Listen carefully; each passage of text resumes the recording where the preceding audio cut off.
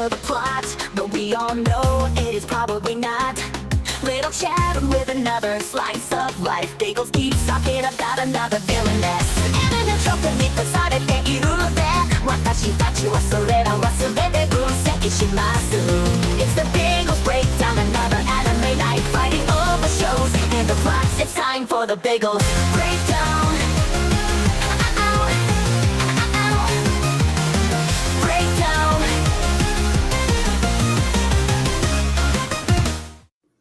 Hello, everybody, and welcome to another episode of the Biggles Breakdown, where we should hide this for now as we go over our names. So this episode, or this week of anime, the ones that we are going to talk about, there is a good amount of dads in this one. So as we have our dad, little Chad. I'm just looking at what's getting spammed in the chat, and it is a perfect time for that introduction. No, in the group chat on Twitter. I haven't even seen that yet. Yeah. Oh, you're gonna see. You're gonna see a lot of things, and it is. Oh, okay. It is a thing of beauty. Apparently, as your father, I need to have a talk with you before you'll understand what you're seeing and the emotions it's making you feel. Yes. I just gotta say that art of Nagi in a swimsuit, it did something to my brain. Okay, like, you know, the meme of like the monkey like neuron activation. That was me. I scrolled past that on Twitter and it was whoo. I mean, I'm gonna be honest. Nagi is like rising up my all-time list. There's another thing she's rising up for me, but she's just like, I mean, she's built thick, man, and that's good. So there you go. Look, you cannot look at her and be like, there is something this woman lacks. Like, she's got it all. Like, if you're a tits guy, she's got something for you. If you're an ass guy, she's got something for you. If you like thighs, she's got something for you. Let's just say she has good genes, because they haven't tore on her. She was blessed with everything. Hello, Marcel. And she makes geology approachable and easy to learn. And it actually has more in it than my geology class that you can learn. All right, so we also have the youngest son and the elite Gooner Knight, Crimson Lolly. I have to live up to the title. I mean, I am the channel. I'm the channel Knight, the channel Gooner, the channel Lolly. Apparently, at some point that got added in there. And the Dami Mommy. And apparently I'm also the Dami Mommy. I don't know where that came from. Biggles just likes to see how many titles he can stack on there before someone finally decides, hey, wait, what's going on here? Kind of like the whole story about Power Girl's boobs, how the artists continue to just make them bigger and bigger with every volume until someone actually pointed it out. I understand that. And then we have, of course, me, Biggles, the abused one of the group. Yes. Well, hello, everybody. I see we have a bunch of people here already, but Marcel is the only one who's talking. But thank you all for being here. Since we were talking about Nagi and the promotional, Rui is on the list for sure. Rui is the young one. Or do you mean watching the anime? I was about to say, Ruri is the small one. Nagi is the one that men of culture appreciate. And so is the undergrad, Imari. Well, they're both technically undergrads. It's just she is... Wait, I thought she was the one that's above an undergrad.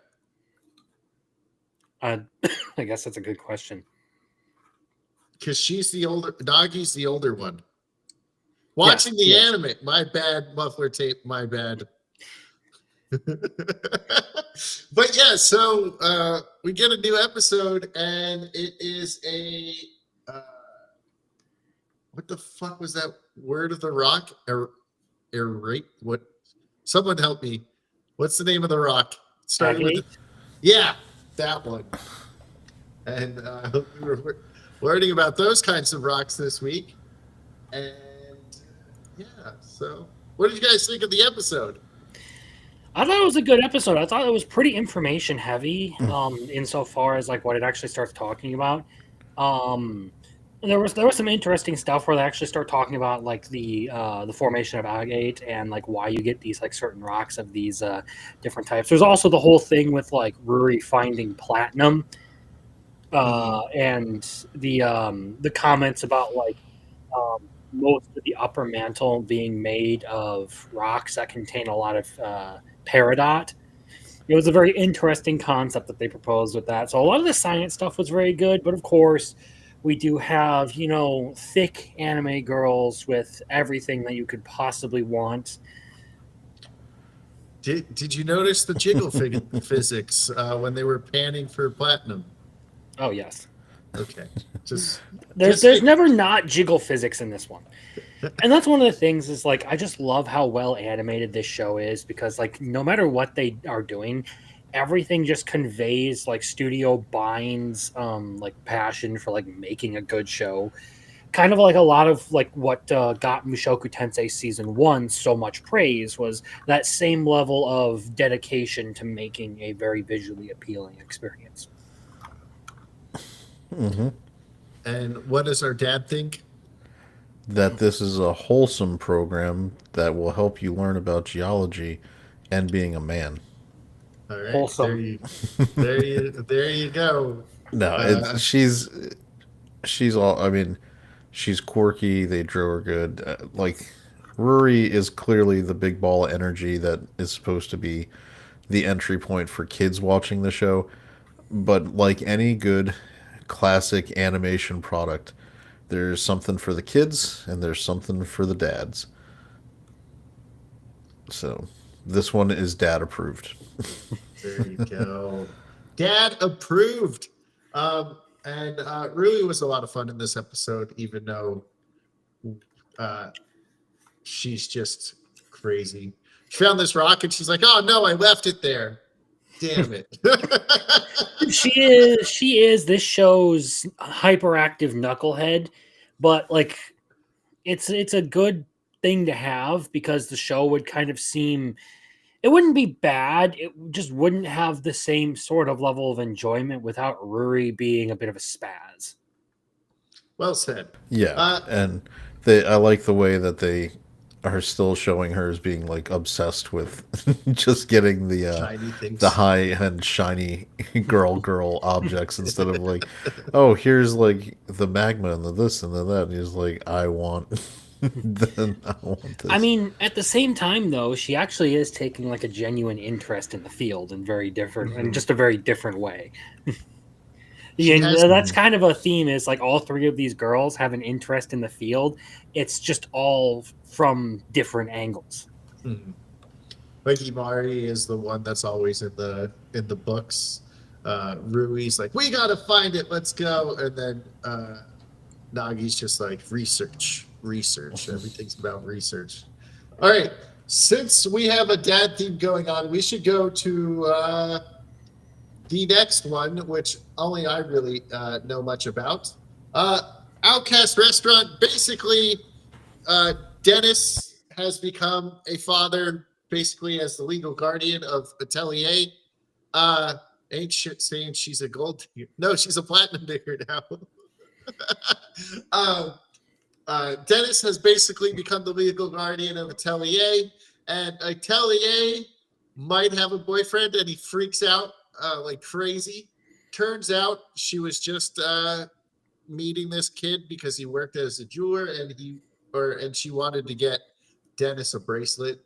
But the whole episode is basically Dennis freaking out the same way a girl dad would anytime that his daughter talks to any boy. And Dennis is also level 99, so he makes a joke. If this guy's not at least level 80, he's not good enough for her. Like, and the second strongest dude in the entire town is only level 51. So like, no one's good enough for her. So he's definitely a total girl dad. Now we'll go straight into another girl dad, which you guys all have your information on. So we Hey, have culture exchange with a no, game no center. kendo chick. I'm disappointed. I wanted more kendo chick. She is best girl. I mean we did get the dad, and he's just the giant male version See, of I'm not Lily. gay. I am not into dilfs. I want kendo girl. Okay. A kendo girl absolutely dominating the whack-a-mole was a quality. And then I love the bit where she's like, "I will not be overcome," and she totally loses again. And then the Renji's line, "We just got her to play again and win a second one." But we get another girl dad. Um, it starts off with Mother's Day and or Mother's Day in Japan. I don't know if it's like a different It's the day. same Mother's Day as we have here. Okay, well, they Well, made it sound like it was a different day. Maybe in it's a England it's little bit different. different in England apparently, because in the show they refer to it as Mother's Sunday. Oh, So it okay. might be a little bit different than the American version, and the Lily and her family come from England. So that's a thing, but it makes sense that Japan would have a similar custom to America, considering we occupied Japan for a very long time after World War II. That would make sense. Okay, so she's like helping him out or helping her mom out and like messing up everything. Uh, and then you just see the dad in the background. I hope she doesn't forget about Father's Day. Just like, and then it starts raining, and This guy there's would give Maze Hughes a run for his money as far as being a girl yes, dad goes. yes. Speaking of the greatest dad of all time, Mace Hughes, uh, there is a contender to compete with him, and that is Lily's father. And it's raining in this episode, so Reggie offers the umbrella, and then the other workers took the spare umbrellas, so there was no umbrellas there to go. So we get that anime. We have to walk under the umbrella, and Reggie sees that she's getting uh, hit by the rain. So he's like, "You have to get closer." And then Lily jumps in front of a car, and Reggie saves her. It turns out her father almost hit her with a car because she ran away from Reggie, and uh, Reggie almost died in this moment when she met Lily's father. Well, here's the thing that frustrates me about this whole situation. And all Renji had to do was say, she's my younger sister's friend, I and was she waiting for comes that the by whole episode. she comes by the arcade where I work with my sister fairly often. So I was just helping her out. Instead, he decides to keep that quiet and get himself threatened with a K-bar. Like when he popped the apple too. "I will crush you." You aren't a real girl dad until you threaten her boyfriend with a K-bar. Yeah.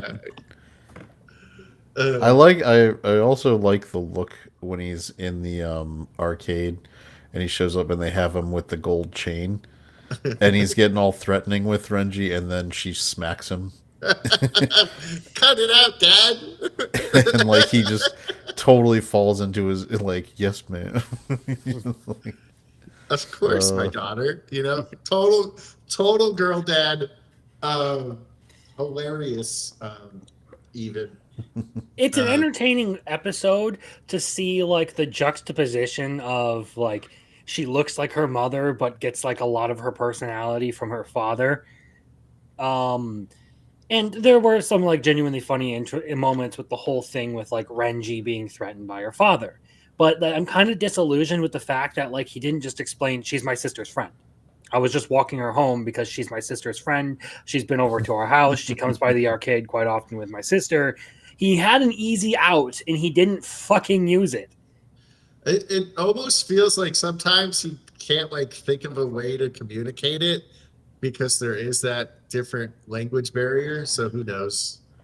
There's also the part where he knows if he like comes out wrong he's a college kid with a middle schooler, and he's going to get destroyed. So Yeah, and he's like, Well, I was. She's just. that's all the more reason to try and explain. Like, no, there's nothing going on here. She's just my sister, my younger sister's friend. There's a part where he's like, "It's just employee customer." Come on, like, Yeah, And then that was the worst option he possibly could have gone with. and then the dad's like, "Well, I'm a customer. Why don't you do that for me? Or do you only do it to the girls?" Because Reggie, I think, helps out like another girl in this episode, because he is just doing his job. But I love how the dad comes back to have that epic battle with the bear. the night koala, koala. yeah. I like the idea that they flash to in his mind where he's got a high-powered rifle taking the shot at the koala. Like, What's what up, is man? what? I mean, what does this guy actually do? Yeah. I mean, it seems like he's some sort of, I don't know, Well, he said he was there for like his job, dude. game warden or something. He may just be like involved in dealing with like invasive species or overpopulation with animals or something like that. I would assume, considering he has all these weapons and he knows all this stuff, and like the first analogy he goes with is hunting and all of that. Does England have military bases around the world?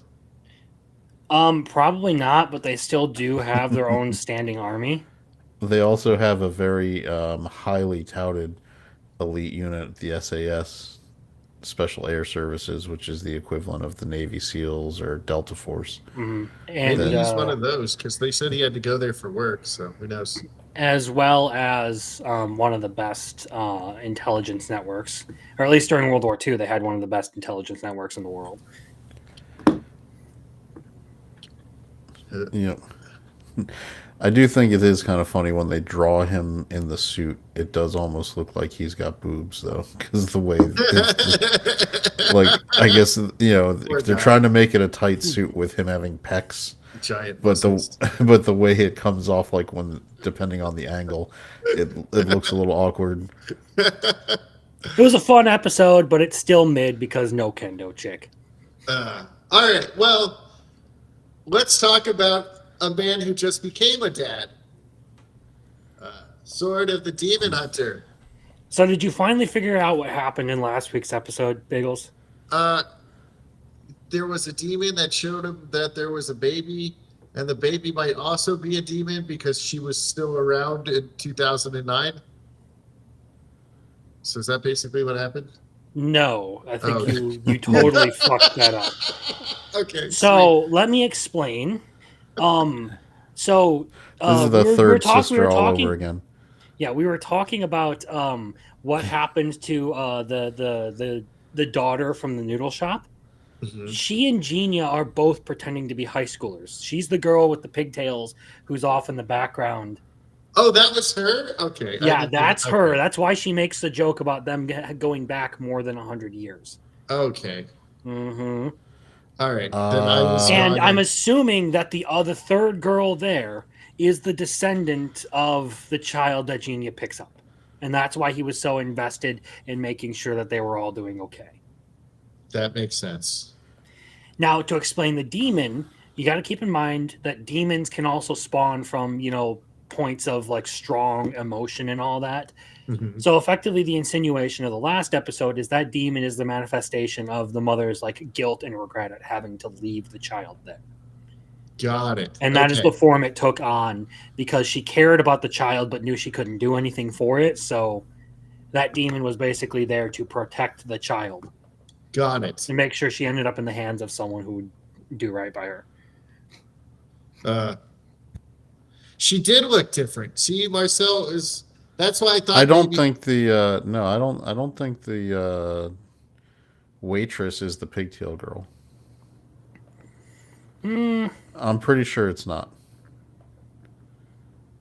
Yeah, I thought it was maybe the daughter. We'll figure it out when it tells us. I could be wrong. I could be wrong, but it doesn't really strike me as odd that she would maybe change up her appearance to sort of fit in because she is the one who is, very committed to, living the human life and all that stuff. So I'm guessing she just took on the kind of Gyaru aspect of it. Have we seen that the demons can roll back the clock on their age though? I know that She's kind age of always been slower. that height, though. No, but the age slower. She was already past that age though. Mhm. Well, so is Genia. But he looks the same. He's just pretending to be a high schooler. Like Yeah, he he Yeah, is. still looks that's what I'm exactly. saying. It's they live for thousands of years, but it's only been like 200. Yeah, but she was already past that age. Like she was probably Yeah, late teens, early 20s by the time we were getting to her. uh, he called her both the sober girl and his daughter are named different, so I don't know. Again, it could just be a thing of like changing the name to fit in with the era. There's a lot of explanations you can go with this. My suspicion is that she is probably still Soba Girl, but then again, it's not one of the things like that I can specifically prove. That's just what I'm assuming at this I point. really did enjoy the fact that the epic nemesis sword fighter ends up being a convenience store So, manager that sells him yeah, booze because he's the only one who knows he's old enough to drink it. and their friends. Hmm. Yeah. Yeah, that part I thought was really like a good addition to this latest episode. I was so glad that they like got along after that. So who knows if he we'll see what happens in the next couple of episodes. But I actually like when it goes to like the 2009 part and like we get to see some of that in the high school kind of life. I like it when it does little bits like this that complement like the rest of the episode. I don't. I'm not a huge fan of the idea of skipping forward a ton. I like the pace at which the show has been going as far as like what era it's in. Mhm. So I don't know how long errors last in Japan. they're Uh, not consistent. It's I think it's I think it's usually based on like it's supposed to be based on cultural, you know, things that are I, happening. because this I'm is not sure how it works, but I think a lot of it is tied to historical figures or like family dynasties, particularly okay. like in like Oh yeah, the okay, that would make sense because this is the Genji era. So this is like the third era that they're in the show so far. Um, so I was like, well, how long is this time period? Because I have no idea. Um, but I'm sure the people of Japan are like, oh yeah, this was like 15 years later, blah blah, and they can like track it. Well, we can't because the dad is like super old now. The Mhm. samurai who became the Soba girl's dad. He looks like he's about to die any minute, so who knows if he'll be in the next episode, um, or if like the next episode's about his death.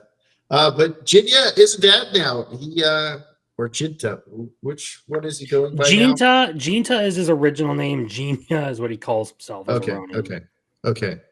Um, so he has a daughter now, and he got it from the last week's episode, and they him and the soba girl are basically taking care of the kid, and then he goes out and fights and hunts demons and do all of that stuff. So yeah, it's the show is still very very good, the same as it was the first core. Anything you want to add, little Chad? No, I think this.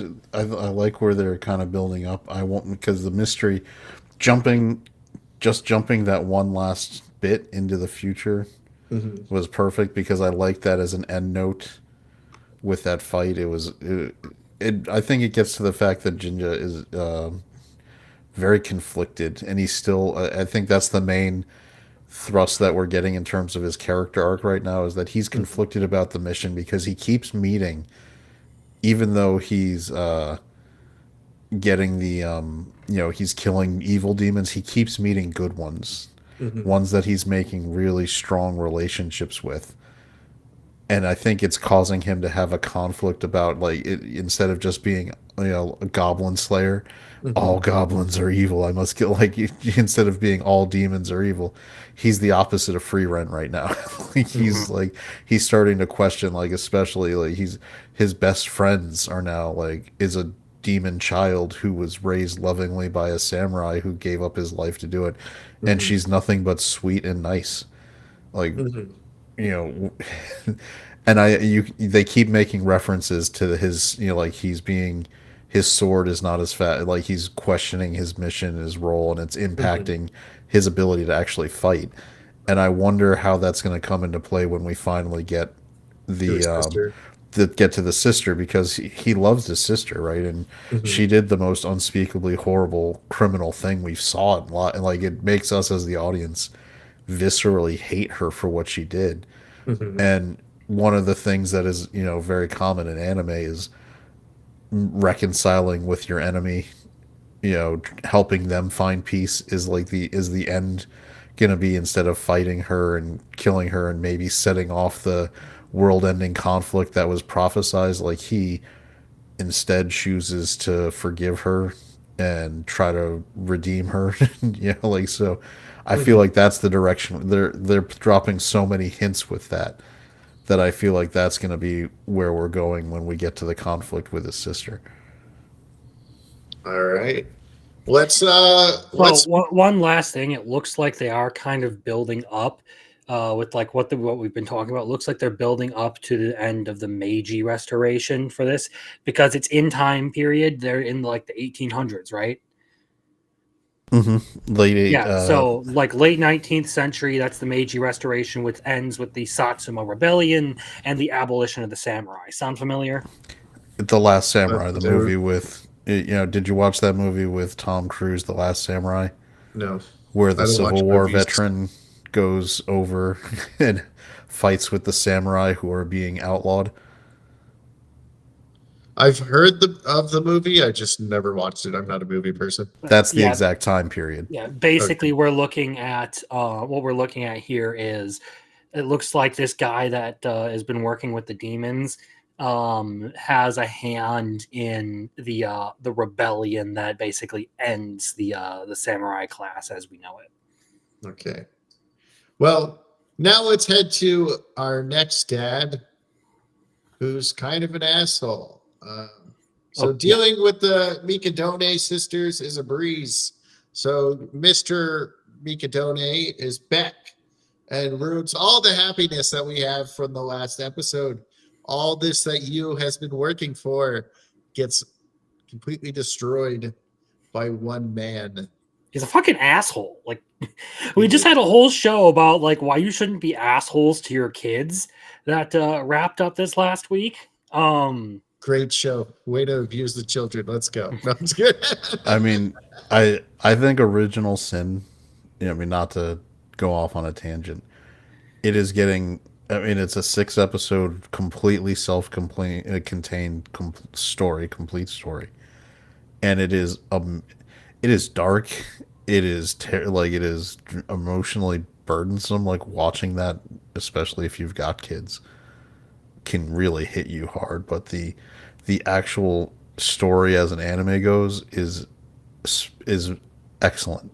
To me, it's a great story, like well written and all that. Now, whether people will actually want to see it, because it doesn't give you a perfect resolution. You don't get there's not a villain who gets punished, and people can't, and there's a lot of times where you can't process that.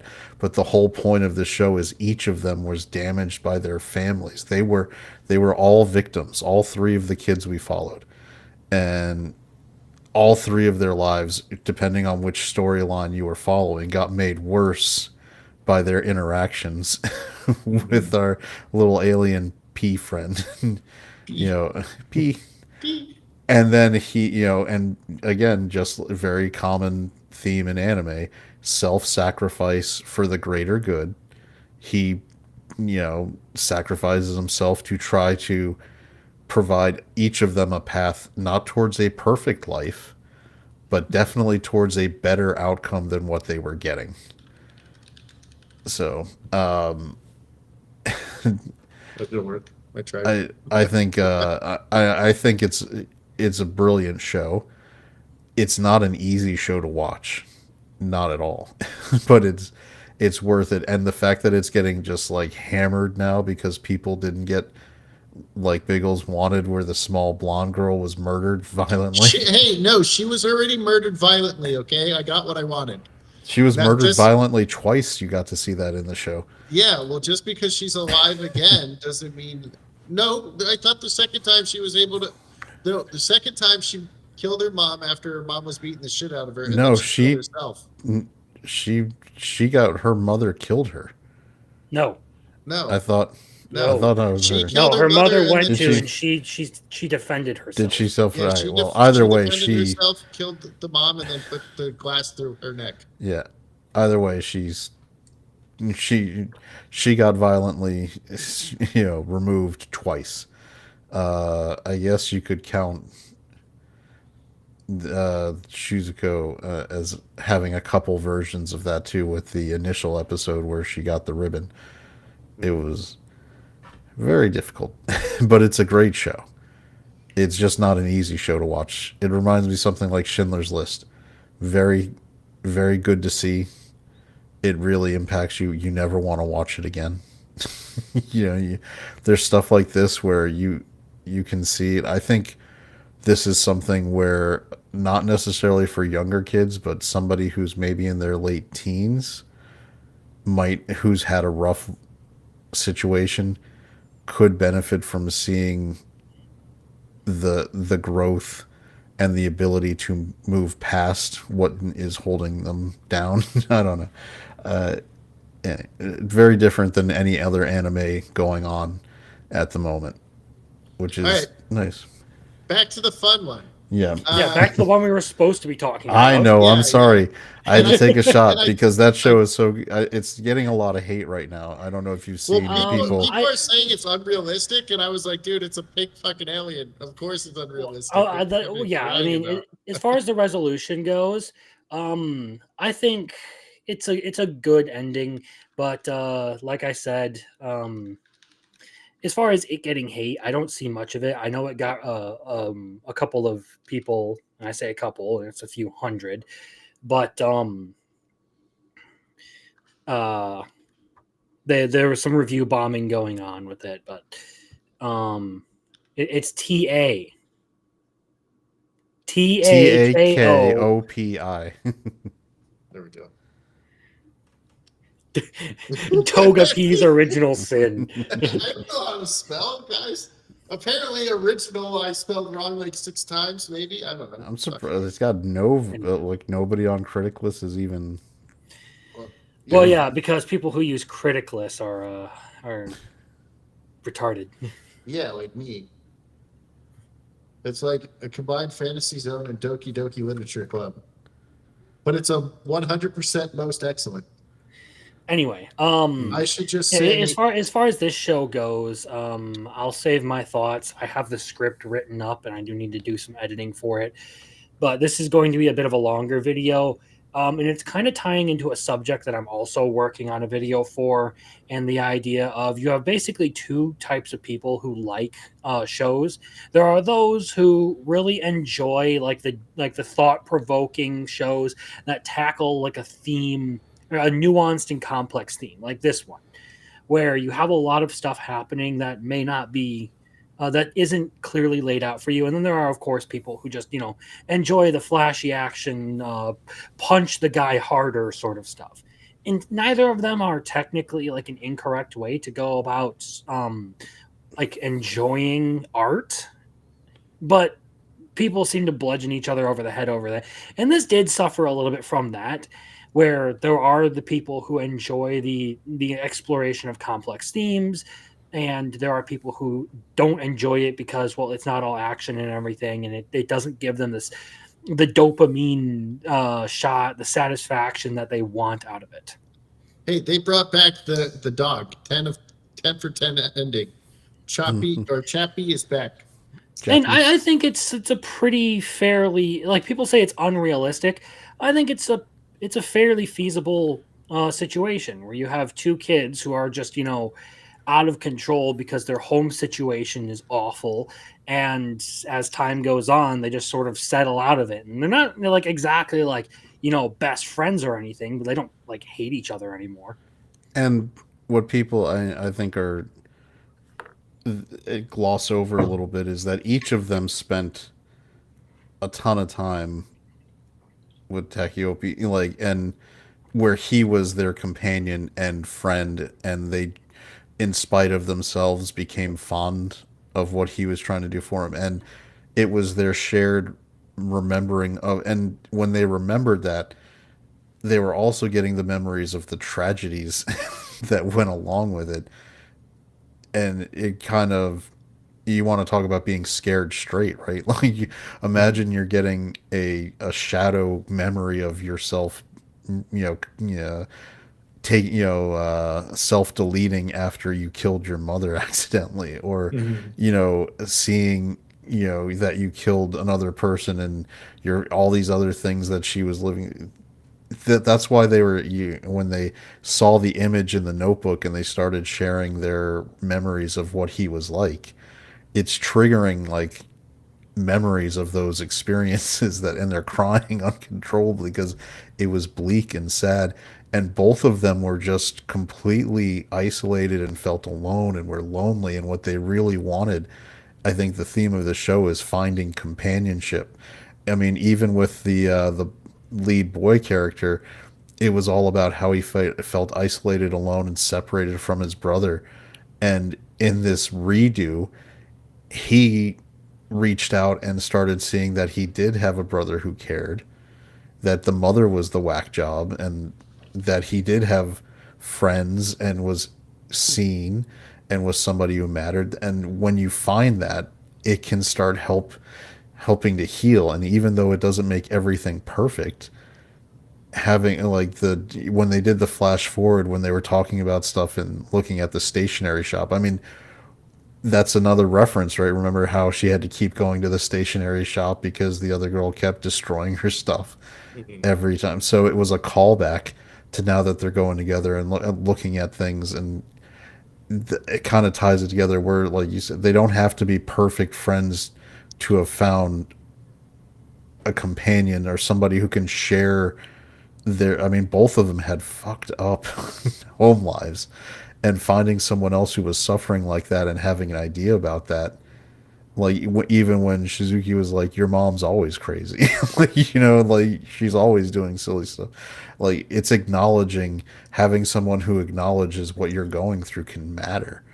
And finding that stuff for a kid, it's making sure kids know that they're seen and matter is a big thing. As a parent, I've made, had to deal with stuff, and watching this show, I genuinely appreciate that it's a hard ending because it's not wrapped up in a bow.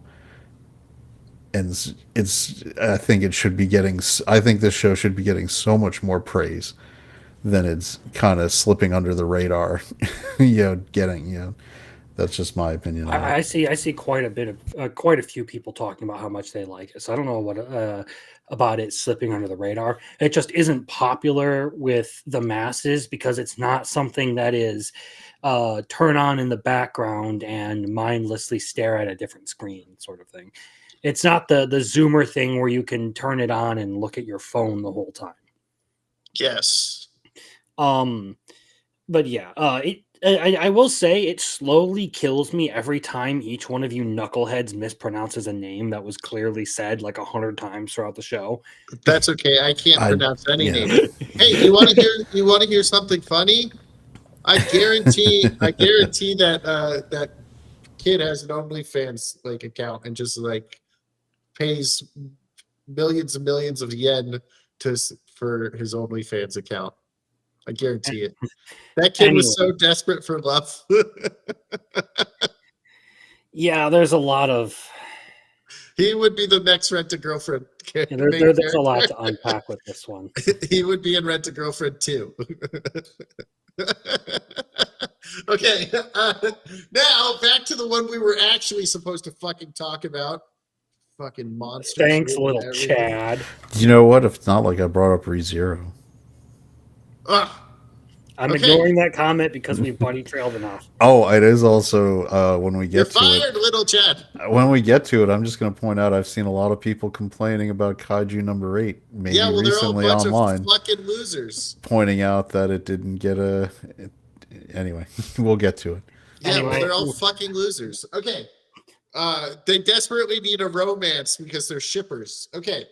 Dealing with the Mikadona sisters is a breeze. We meet their dad, who is a perfectionist. And if you noticed, he says the same thing when he's yelling at you that Nico said to you in the last episode. So obviously, they're highly influenced by their father.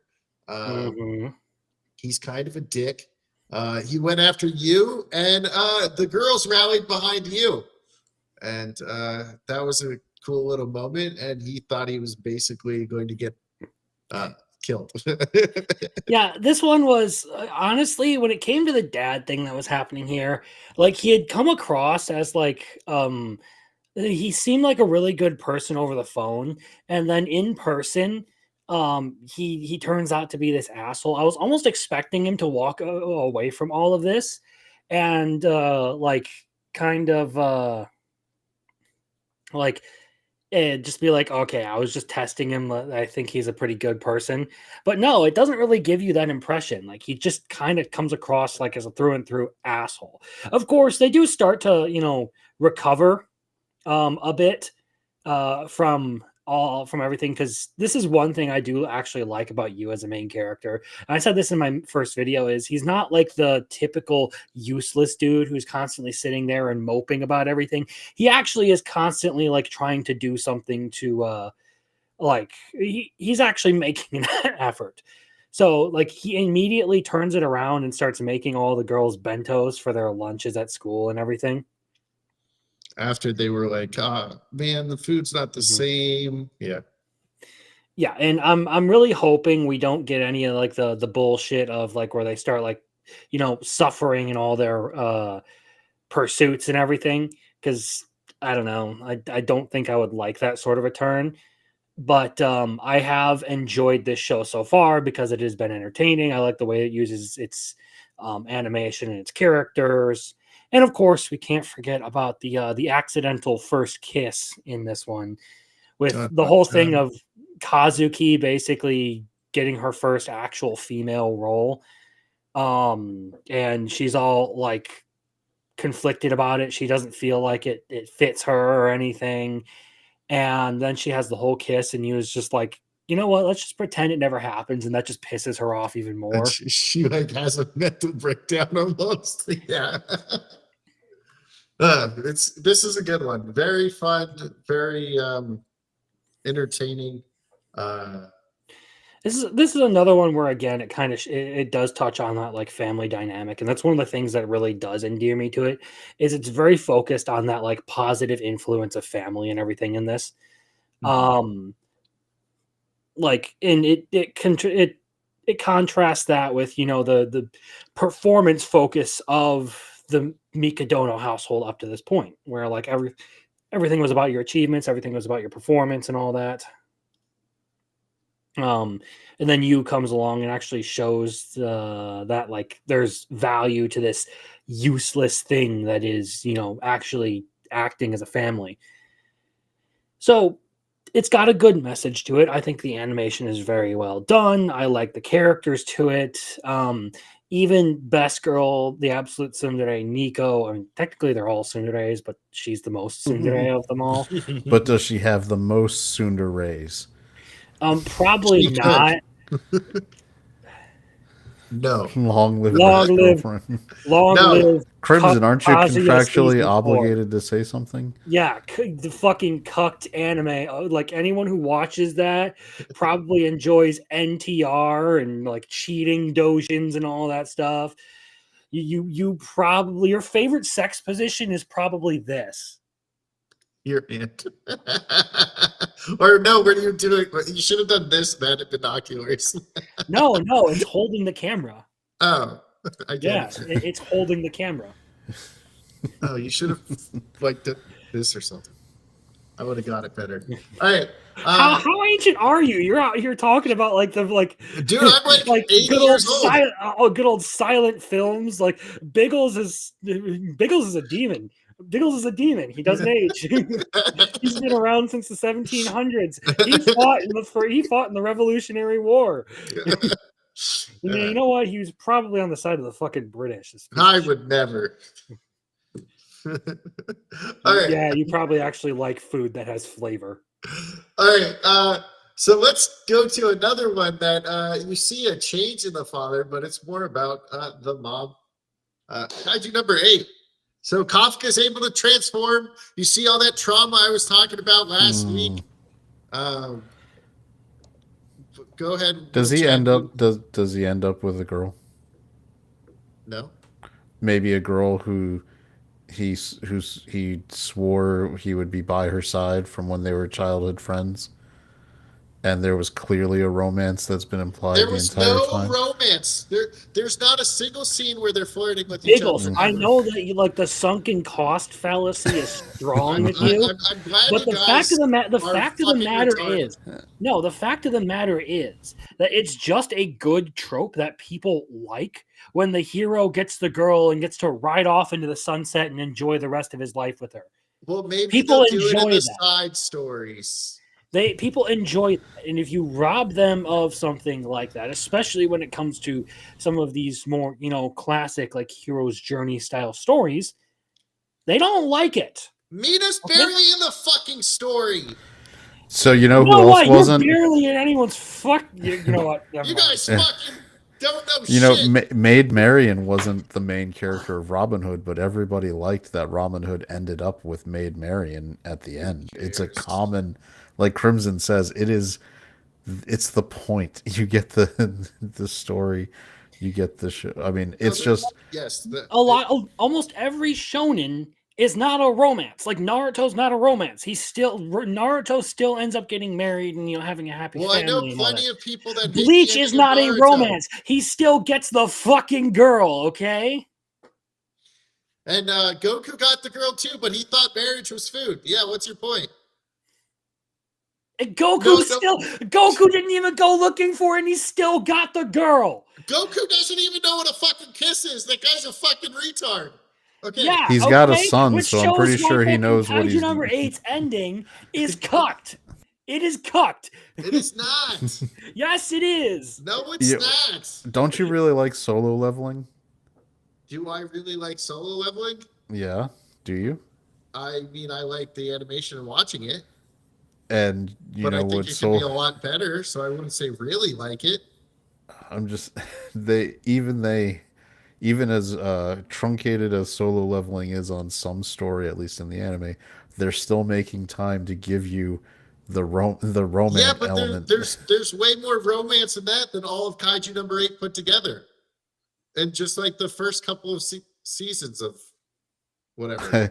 I researched this after our discussions. I watched a couple of videos where people went through the entire manga series and were showing all the times they were foreshadowing romance and showing romantic. They literally showed the same fucking scene over and over and over again as like the motivation to be the best. It's so much fun to wind you up about Kaiju number 8. You guys suck. All right, can we fucking talk about the actual season? Because all you guys want to do is talk about the manga that you didn't even fucking read, you fucking losers. At the end of the series is much more important. So you guys don't even read the manga, so you don't even have any idea what you're fucking talking about. Oh my god, look at Marcel's comment. Marcel hasn't fucking read it either. I'm going to rename this show Rena Kaiju number 8. You guys are fucking losers. Yeah, I'm pretty pissed off that deflated me on waiting to read it or wanting to read it. There's no fucking romance between them. There's more fucking romance between Kikaru and fucking Kafka than there is him and Mina, which everybody are like, why did they get together? And even Kikaru is like, oh no, I'm going to go hang out with Narumi. So I have never seen someone so salty about the criticism as Biggles is right now. It is fantastic. I Dude, am one. I could pay a I don't whole need- Roman legion with the amount of salt that I'm getting from you right now. I I'm don't need 100% calling romance it in my Rent a fucking Kaiju for the rest of actions. my life now. Oh, you guys are fucking losers. All right. All right. I So, don't need romance in my fucking actions. Die Hard would not be as good if it ended with both of them just going their separate ways in that first movie, okay? I would be okay with that. I don't even give a Yeah, shit. because you're a fucking cuck. They literally have there's like no time together throughout the entire manga. For like 100 and whatever chapters it was, they were together So- for like 4. There's no point where the lead female ever reminisces longingly about the promises they made to each other as children, wishing he could be by her side, ever in the manga. Kaiju Not number 8 once. is fucking amazing. These guys are fucking retards. Just so you know. No. Biggles is part of the It Kaiju is number 8 so defense good. force. He gets paid to shill for this It is series, no matter so what good. happens. It could come out as T-bait next year, and he would still be like dick riding this show and off into the sunset. It is so good. These Fuck me guys- harder, yeah. These guys are just jealous that there's no fucking romance in a anime and / manga that fucking didn't have any romance in it at all. Oh, that's why Biggles is okay with the ending, because he's just like Kafka. Just a 30-something bum? Great. Flex reality, yay. I mean, there's still a side story going on. There's the side story manga that is canon. That's kind of like the whatever. So maybe they get together in that. Who knows? I'm gonna keep But- bullying you until you do a 3-hour essay on why Kaiju number 8 ending Why is I a good. hate all of you because you're a fucking stupid. It was a really good ending. Who fucking cares if there's no romance in an anime that had 0 fucking romance? Biggles, when you hit puberty, you'll learn that it's something that people enjoy. Yeah. Can we fucking Seeing talk in their about the content. episode, you fucks? Bro saved the fucking world. I want him to All get right, some bitches on his dick. congratulations, guys. It's all me for the rest of the show. Hello. So Kaiju number 8. This episode shines Kikuro and her mother and how Crimson's over there dancing backstage. Just so you guys can see it.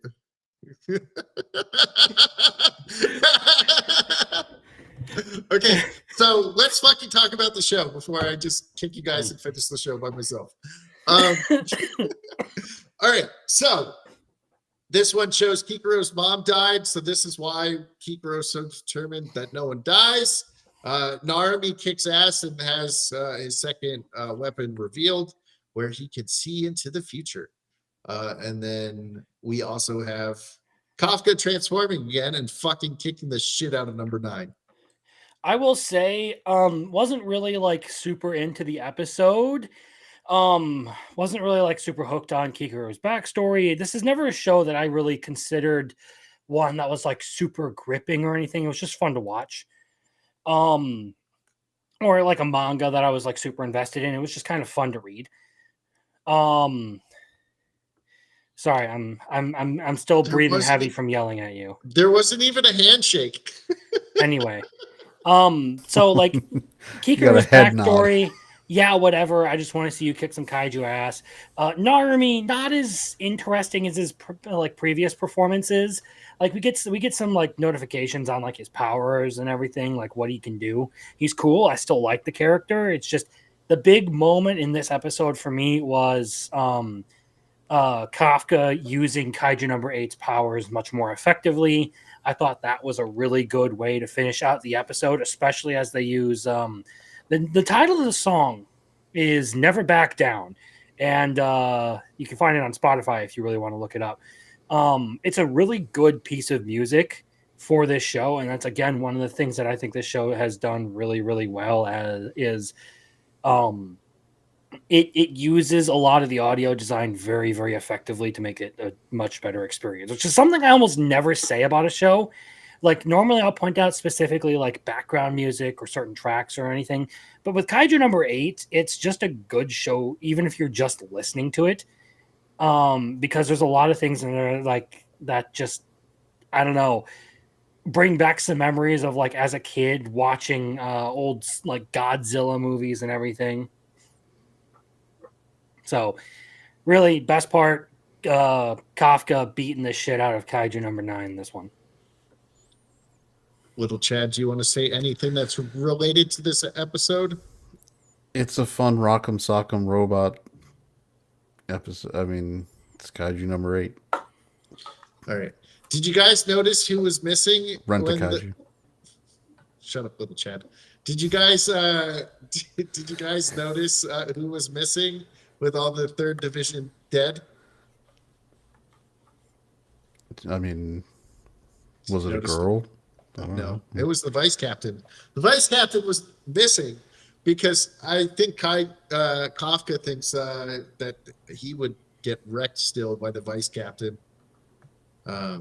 Because that one time when he was redoing the fight, he was like, "Oh shit!" And the vice captain just gets better and better and better. And like at the end, the Narumi vice and the vice captain Ashura scene, once that gets animated, that might be the coolest fucking scene in the entire anime. All right, now let's go to a pseudo father who's kind of filling in as the father. Ugly Mug Epic Fighter. Best part of the episode, what's the blonde girl's name? Reese. Yeah, Rize. Yeah. Reacting to her older brother's cringy ass description of everything. Yeah. Like, okay, I hadn't really been sold on this show up to this point, but I think this one like really made me enjoy this series. Do you think the angel power is a possible eventual get out of being able to touch, be with girls card? Maybe. What if it makes him attractive? Well, she didn't delete her special notes. Like that's permanent. So it's not like he can get it. That's not a route for him to get out of it. What effectively happened was Seika healed her arm. And then Shigeru went and Took away her eyes. took away her sight so that she would never see a pretty girl again, and thus, it wouldn't activate that ability. But the reason why I say he's the pseudo dad is because he goes, she's so pure and innocent, I must protect her and make a world where she can succeed. So he's totally a girl dad. I mean, he's been doing that that's the story of this show so far. Like her naivete and innocence is completely shortcutting his plan to leave in the first episode to like go. He's like, I can't leave these people. They're so sweet and innocent. I must save them. Mm-hmm. Again, though, the highlight of the episode was the roads like completely occupied by monsters. And they all like climb up and he like, all right, you guys go ahead. I'll join you. And of course you have Seika, the like immediately like battle cry and like charge down the hill like the goofy little motherfucker she is. I thought that was hilarious. You just hear and she's scrambling down the hill. She's the best character. Later in the tower, she's literally just sitting there, like poking him with the end of the stick. And they're just buffing her, and she's like, yeah. She makes this whole show worth it. She is a blast. Yeah. What else? Anybody? I mean, it's a fun. I like the show. The premise is not worn thin yet.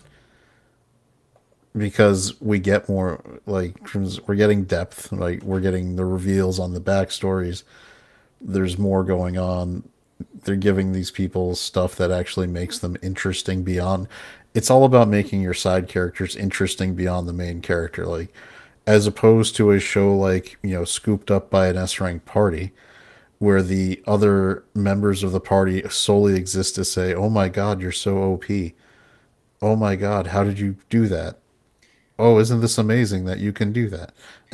I think this is a little bit more than that. I think there's a lot of things that actually work in this show's favor.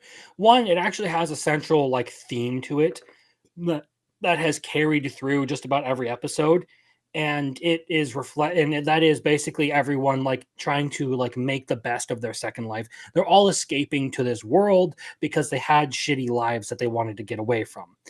Um so a lot of this is kind of along the same lines as Mushoku Tensei of taking advantage of that second chance and doing the best you can with it regardless, right? Then of course there are just the character dynamics in general. Like it's like concept of like we're just going to make this ugly bastard as powerful as possible, and he can steamroll literally everyone, but he's going to be playing dad to a bunch of knuckleheads who have like cringy Chunibyo fantasies, a girl who is just like terribly naive, and yeah. And their personalities all blend together really well to add like an element of comedy to this that makes it enjoyable. And the animation is actually fairly decent for the most part. Like, I won't say it's bad, or I won't say it's good or bad. It's just it's solid. I would say it's there. Especially like if you start looking at like the trailer and everything, let's like just compare like the not the trailer, the intro of this to like the intro of T-Bait. You could tell that T-Bait's animation was fucked just by watching the intro. All right. This one was much better. So there are a lot of things that come together that are actually done well to make this one enjoyable. Unlike S Rank Adventure, which while they both technically rely on some like pretty standard tropes and don't do a whole lot of revolutionary stuff, this is again, I bring up the cooking analogy for writing. You're always going to start with the same ingredients. It's just up to how you prepare them and present them that's going to change the perception of the dish. And someone shit in S Rank Adventures ingredients. I wouldn't say shit in it. They just didn't season it. They seasoned it with shit. And if you want to hear my thoughts, I should have the video done by Wednesday. So That is shit from a butt. Okay, It's vegan chocolate mousse. No, that's shit from a butt. It is funny just to have both these shows happening at the same time. and one's just so good. One is so generically bad, and one takes what should be possibly a generically bad concept and actually makes it something really worth watching. And it really shows you why isekai is not a genre that's going to end anytime soon, because for as much slop isekai as you can get, the isekai format is such a rich fertile ground to do layered storytelling with the idea like Crimson was talking about, where you have people being brought to another world, whether through reincarnation, truck coon, whatever, and they're carrying the baggage of their previous life. There's a lot of slop isekai where it's just people become overpowered and do silly things, but the best of isekai is when you see people carrying their scars and their baggage and trying to work through that in the context of their new world, which every character on the show is doing. Like even our naive magic mage girl is carrying the burdens of the harm that happened to her in her life with the injuries and how she had to live. And so just doing something as simple as walking sometimes makes her cry. Like when she was jumping rope and she's like, why am I crying? Because, you're just so happy that you can do something that you weren't able to do before. And that's why isekai, like even with something like Konosuba, where it's isekai and it's comedy, you've still got the threads of coming in from the previous life and all I think isekai is a great format. I think it gets abused because it's easy to do things sloppily. But that's true of any fantasy genre with anime. I think isekai gets a bad rap because it's a very popular concept, because it's an easy way to get you from point A to point B and people use it. But good storytelling with isekai is some of the isekai can give you the best storytelling.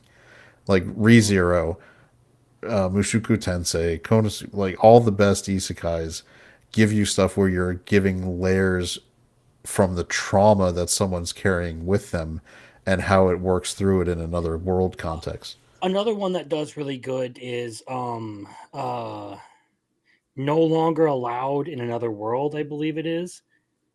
Oh, the one with about The one with Dazai, the one about Dazai. the professor Yeah. who was trying to self delete. Yes. Well, it's they, about they do that whole thing very well, and that's one of the things I like. There are two different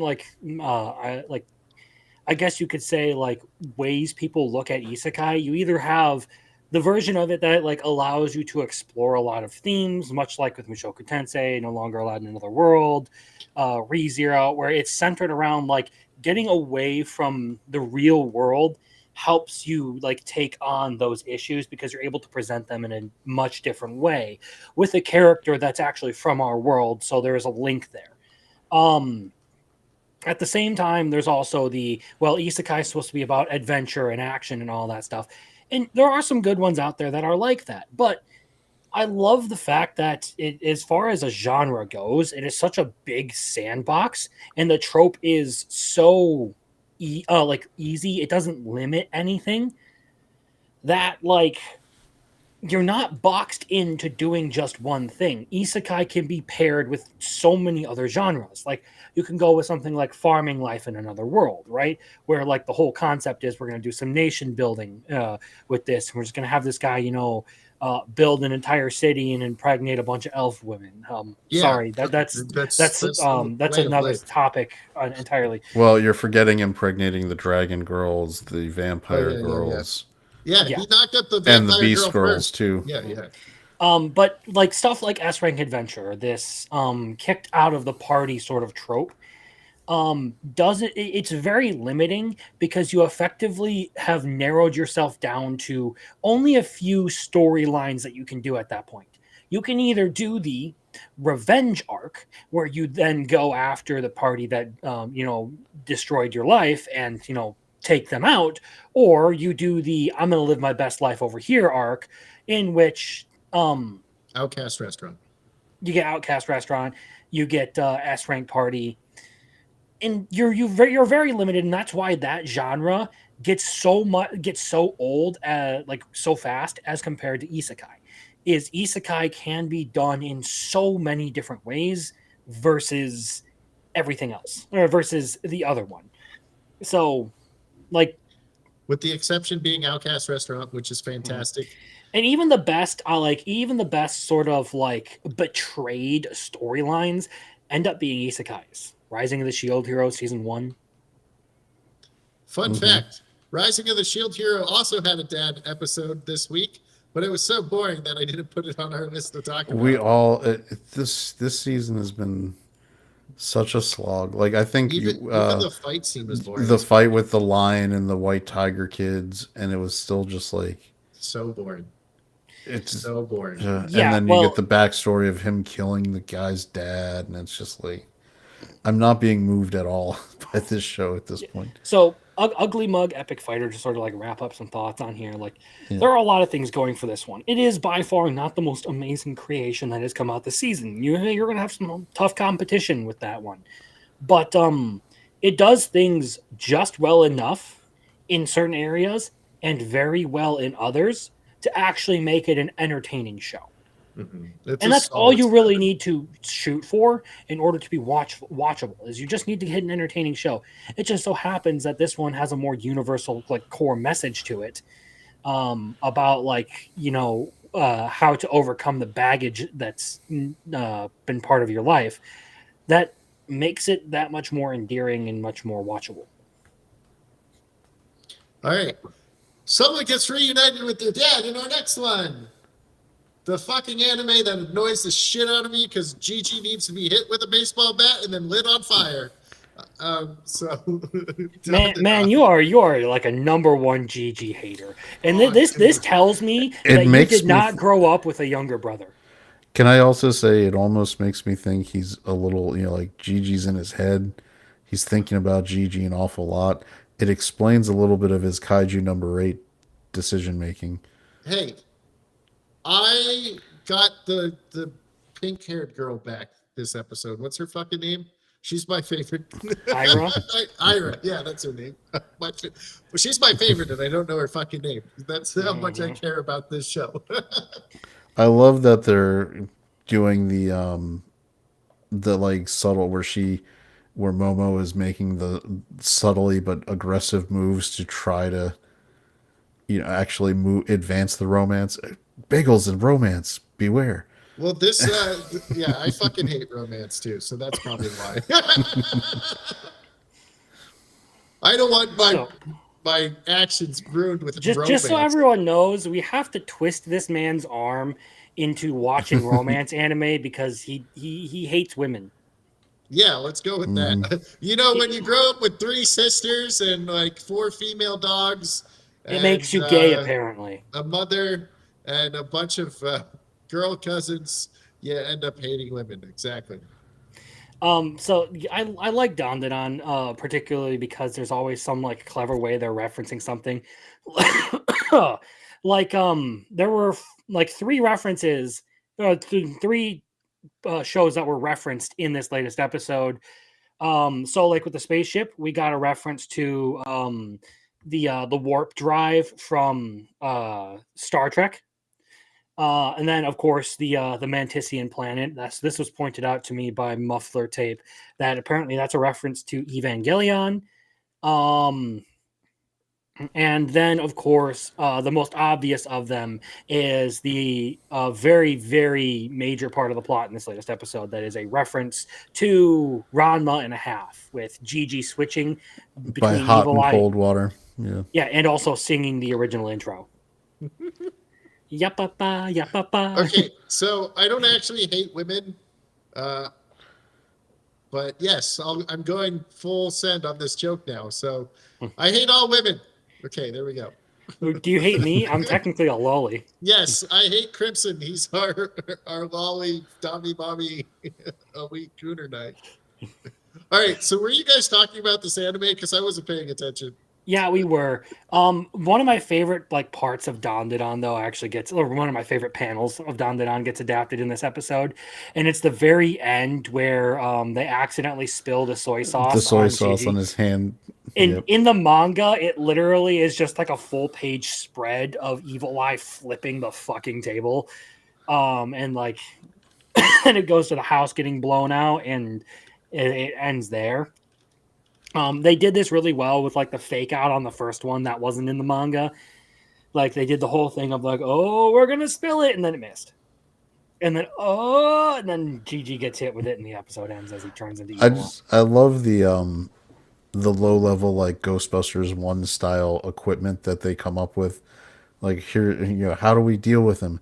We're all gonna carry around thermoses of hot water, and in case something happens, we have to immediately, throw that on him. Okay. Yeah, throw the hot water on him. Wait, hot water changes him to Evil Eye, right? And cold is. No, cold, I believe, changes him to Evil Eye, and hot changes him back to. And then the soy sauce. Because it was room temperature or cold. Okay. Got it. So, now they have to fight him going into the next week's episode, right? Oh, No, I don't think that they're actually going to fight him in that. In the manga, they literally just like sort of like skip to the next chapter. That's like the end of a chapter. It's just a joke that gets made about the whole situation. Okay. So there's no big fight against Evil Eye there. Lame. Well, the anime may go a me different route. I think they're going to actually at least show Let me score this him a 1. getting splished with water. 1. You Horrendous. dick. I'm not serious. I know. Give it a 2. Horrendous. They did a joke instead of a fight. Fuck them. Dandadan isn't even over, and the ending is already better than Kaiju number 8. Momo's going to be pregnant with 17 kids, and none of them are Okaruns. They're all the alien that sings. No. All right. The little kid. Yeah, the little kid's going to be an adult by then, right? I just Oh, have to say that Turbo Granny and the Luck Cat is growing on me so much too. It's just hilarious. Like she's really just leaning into being the full on comic relief at this point. yes. I also really love just like the absolute chaos of like the family meals at the end of every arc where they all just like sit down and have a chill, like a nice like big party at the end of every like major battle that they have, and it's always like just a bunch of people shouting and goofing off. It's a And really like nice way to unwind from all the tension of everything that just I happened. also love that they are unapologetic about Momo just destroying the food in front of her, like just like no no no no, like the slurping sounds and all. Like she has no shame about just taking out the food because I would imagine using that much telekinesis is probably a little draining. So it's a fun show. I know Biggles was turned off by the banana of it all, Banana. Banana or kudasai. uh, but okay. it's great. It's so it's I mean it represents like what anime really can do with mashing up genres in a way you can't get away with in almost any other format. Like if you, I'm sure that they're gonna adapt this somehow into a live action at some point if they haven't already. And Netflix, I'm looking at you, and it's gonna come off terribly because this They're all just going to be won't. black. It's not gonna work in a live action format. It's just not gonna play right with the kind of mashup they're trying to do. But in anime, perfect. All right. That's it for this one. Let's go to the only other one that even mentions a father. Shy Hero and the Assassin Princesses. Biggles' favorite daddy, Toto. Toto. No, they mentioned Cyril's daddy. God bless the rain down in Africa. I get it. Sung by Toto. So, Except for in this one, it's Toto, not Toto. We just keep biffing it. whatever. I just decided to roll with it since everyone calls him Toto anyway. Toto. Toto. It is Toto. Mm-hmm. Yeah, like he's hanging out with Dorothy. This Yeah. is the Wizard of Oz crew. Yes. We got the Cowardly Lion, the Tin Wait, Man. is he Aaron Dismuke in English? Is that what that said, or did I read that wrong? I don't see. Oh, I English. read that wrong. I completely read that wrong. There's no English. Okay. Yeah, there is no English yet. Okay. So I like the that's- running. I that's like a- the gag with was it Anemone, where she's just wearing a shirt, normal clothes. and she's like, Fast "You enough. disarmed him. How? How I'm wearing just pajamas?" He's To be like, fair, "Well, I completely understand it when she walks out in the bathrobe. Like, I mean, that regular shirt too worked. But it's so funny because she's like, "You're basically in your underwear." She's like, "Yeah, but I'm always wearing this, so it's not. It doesn't affect him that much anymore. He's used to it. You never show skin." you're covered up. So Yeah. when you reveal something, it's more like impactful." Yeah. I was a little disappointed in this episode because I was hoping something else happened at the very end of the episode, which I know Crimson was thinking the same thing as me. mhm. Because it felt like they were building it up for the end of last episode and the start of this episode that I thought they would like end up coming to helping out. But Yeah. then we just got the "I love you. You can do what you want now. Goodbye." And they're like, I "Fuck, thought what this the was going fuck?" to. I thought how it was going to go was Anemone and Goa would go out of their way to like try and help her, and then right at the end, Toto would show up and just deck the fucking harpy. Just like, I saw you guys are being attacked by a monster, and they're all just sitting there staring at him like he just took out one of the Elite Four with one punch. But this one really goes into like Cyril's backstory and how she kind of had like a little messed up life growing up, being the daughter of the demon lord, and having to deal with that awful teacher, the teacher from hell or instructor from hell, I think was her name. Mhm. And she's like, "Oh, you love the hero. It's so clear." And it's so funny because in last week's episode, she just said two. like it's a 2. When Go is like, it's a secret, and Monet's like, it's a 52. No, I was saying like it's in the middle. I don't really care for or against. I thought, yeah, I'm that like, was you love her. that was Anemone, right? That said Yeah, the 52. yeah. No, the whole thing. I think CL's backstory was all right. It's kind of almost like stereotypical, like the princess who basically just wants her freedom. Um, it was at least decent where she like decides to call off the whole like I'm gonna end the hero thing, even though she actually had a chance to do it in Mhm. this episode. All because she finally found a group of people who like accept her.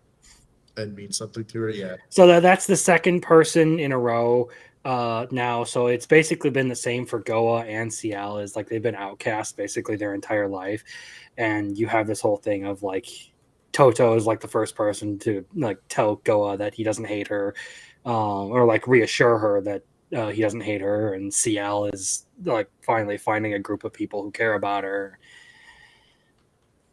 And it's also hilarious when she just kind of rubs her boobs against him and was like, "You're no fun anymore. You're getting used to us." And then he's like, "Yeah."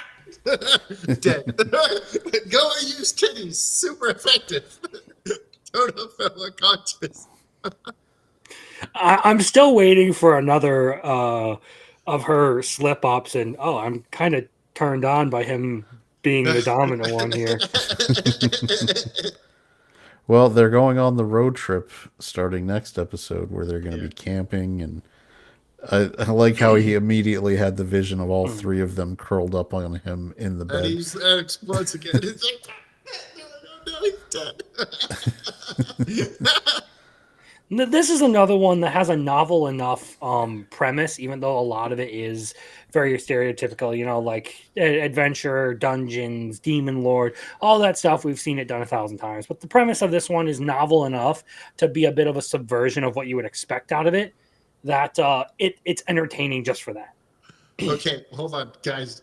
What would you think if it was Toto and Monica? They're both extremely shy. Monica would be terrified of Toto. Who do you think would collapse first in fear? Um, Or Monica. Monica. Okay. Because all it requires to make her freak out is you just surprise her with a little too much information, or you get a little too far into her personal space. Toto would actually require some level of contact. And the moment he even leans in or anything, Monica would just collapse. The only advantage Monica has is when she's in a fight, she's actually focused enough to ignore all of that. So. Mm-hmm. I mean, this to me, this is a good. It's a funny, fun. What is it like? A couple seasons back, was it I Parry Everything? It's in the same vein. I'm gonna completely not remember this show by next season, but I'm gonna enjoy it while I watch it, and it's got big boobed anime girls. It's with a goofy Big, hero, bouncy personalities. yeah. So it's a fun, goofy time. That's what it is. You're not getting anything amazing, but it's fun to watch. I mean, I think if you like that kind of thing, you like especially comedic. With this show lends itself ready for a good comedic take. Like, I still think Handyman Saito was has been my favorite kind of comedic take fantasy adventure of the last few years that wasn't Konosuba. So it's nowhere near as good as that one, but it's still pretty solid. Handyman Saito is one I constantly forget actually exists because it's a good one. I love I, it. I mean, I you're haven't talking seen about you haven't seen Handyman Saito? No. Biggles, it's hilarious. They do a whole segment where because he's in another world and he's learning their systems of measurement, The and Madaraka. and they're like, "What is a Madaraka?" Well, you see, Don't tell him. He has to watch the show to Yeah. know what a Madaraka is. it's Okay. and there's a dub. There's a full dub of it. I think one of my Tuesdays favorite are parts. boring, so I'll try to watch it all tomorrow. One of my favorite parts is when they're on the hunt for the dog or whatever, and the night girl is just has a terrible time trying to draw it. Yeah, and they're like, "This is what are we looking for?" It's a picture of a dog, obviously. I have a screenshot of that somewhere. It may be on my laptop. I actually have to see if I can find it now. All right. Well, let's go. While he's searching for that, let's go to the next one. This one, it shows his dead adopted father at one point in this episode, I think. But this one, the girl with the red hair that was playing with his hair at the end of last episode, shows off her. They're called givers, right? Yes, they're Yeah. called givers. Shows off her giver's powers, which is giant ass scissors. But instead of them being like on her hands, they're on her feet, and she kicks total fucking ass. And this episode is really, really well animated this time around too. So like, And I think there's a lot of little stuff that I still don't understand. Like, what did that girl see with the glasses? She did mention that he had shit on his neck still from like the plunger where he was attacking that dude with the plunger that was covered in shit. I think that's foreshadowing to something that's going to be much more important later in the story. So there's really no way you're going to be able to know what it is she saw. It's just kind of there's something different about Rudo as like just a human being. We also find out about the boss who's not there, and we get to learn about like the Giver Guild or whatever the fuck they're called. The cleaners. Yeah, the cleaner people. Yeah. All right, cool. Well, no, as far as this goes, again, this is one of the things that I really appreciate, particularly about Gachi Akuta as a shonen. It is the fact that Rudo is a character who's actually, he's a bit of a hothead, but he is not to the point where he completely loses the ability to reason through a situation and behave properly to try and get what he wants. Like Engine even corrects him on it, and he's immediately like, all right, you know what? You're right. I'm going to play by the rules. We're going to do this the right way.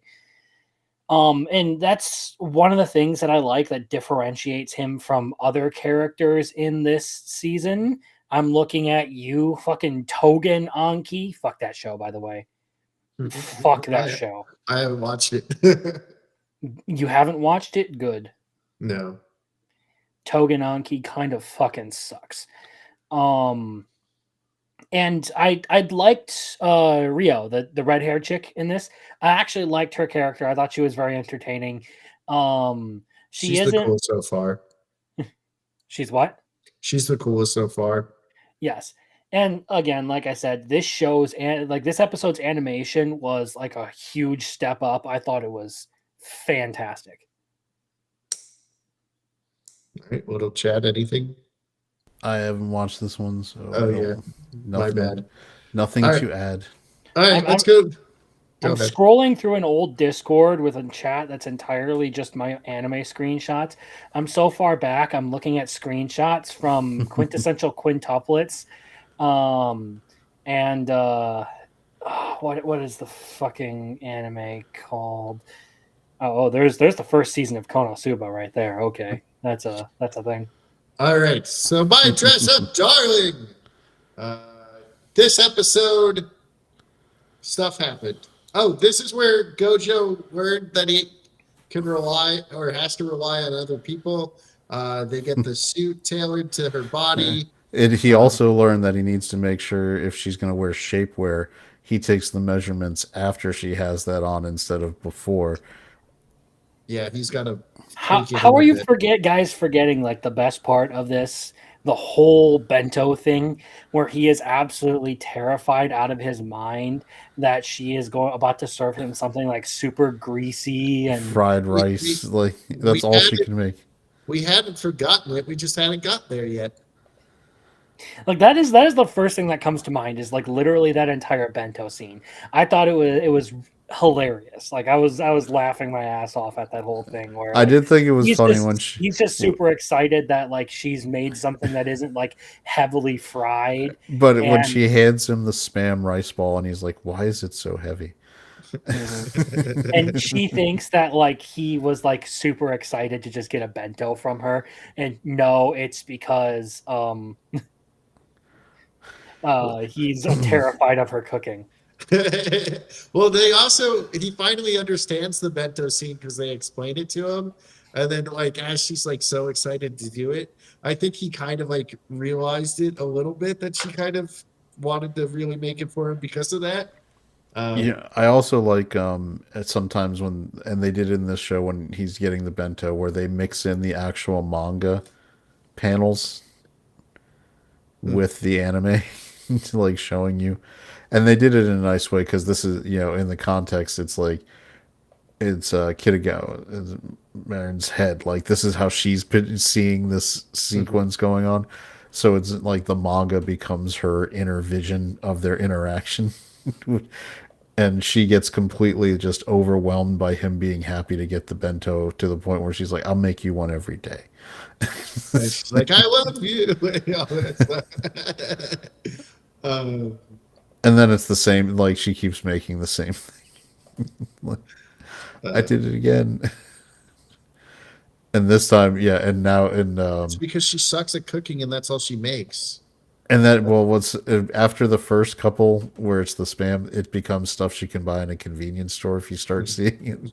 That's what it's like the fried meats on the Yeah. stick, and it's she's just buying it, and that's what it leads to one of my favorite gags where they're having dinner, and he's just eating like nice plain like a white fish kind of meal, very clear, and she's like, "Oh, you're really on a fish kick," and he's like, "Yeah, yeah, I am."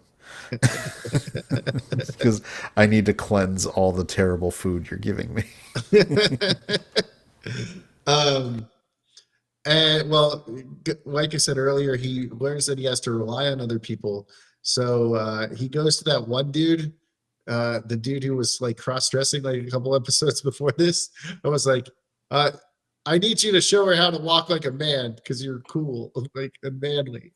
And he's like, I will do it. And they're like, oh no, don't like. And he's conceited, and all the girls are just making fun I of him. also got a kick out of like they start talking about Amine, and he's like, "Holy crap, you got to introduce me to her." Okay, but she's a guy, and his immediate reaction is just, "It's over."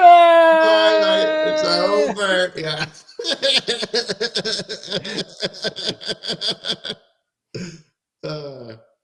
Yeah. So this was a fun episode. There was a lot of good jokes in it. I know this is a romance, but it's not a bad one. All right. And the nice moment at the end where we've got like the other kind of burly athletic dude who's apparently who's a secretly obsessed fan of the manga and anime. Mhm. And so he wants to show up just to see her in the cosplay outfit.